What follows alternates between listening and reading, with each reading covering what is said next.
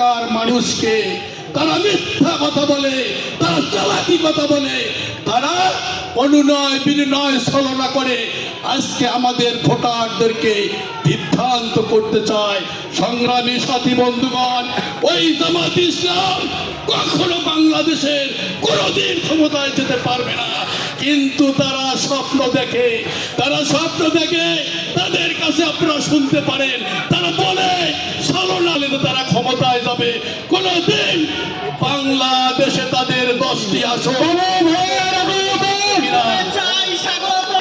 আমাদের মাঝে উপস্থিত হয়েছেন আজকের ধানের শীষের পদসভার মধ্যমণি সংগ্রামী আমাদের ধানের শীষের কাণ্ডরীর সংগ্রামী এই মুহূর্তে আমার সৈয়দ ভাইয়ের যোগ্য ছেলে শরীফুল ইসলাম বাবু উনি আসন গ্রহণ করেছেন। আজকে আপনাদের মাঝে উনি তার কাছে আপনারা বিস্তারিত আপনারা শুনবেন। আমি শুধু বলতে চাই, এই নির্বাচনী এলাকায় সারা বাংলাদেশের গণজোয়ারের সাথে যে আমাদেরকে একাত্মতা করতে হবে, ঘোষণা করতে হবে, তাই এই খুঁটামারার প্রতিটি বিএনপির কর্মী যারা আমরা আছি, এই কর্মীবৃন্দের উদ্দেশ্যে আমি বলতে চাই, আজকে আর মাত্র কয়েকটি দিন,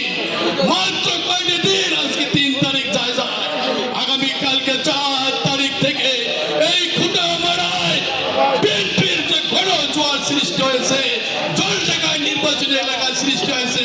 এই খুঁটামারার প্রতিটি সেন্টারে, প্রতিটি ভোট সেন্টারে কর্মী ভাইদের সাথে এই জামাত ইসলামের হুমকি ধামকি আমাদের হিন্দু সম্প্রদায়ের ভাইদেরকেও ঘরে আটকাতে পারবে না। হিন্দু সম্প্রদায়, জলঢাকার হিন্দু সম্প্রদায় ধানের শীষে সৈয়দ ভাইকে, এই জলঢাকার উন্নয়নের জন্য সৈয়দ ভাইকে ভোট দেওয়ার জন্য, তখন তারা হিন্দু সম্প্রদায়ের লোকদের ভয় দেখাতে চায়, হুমকি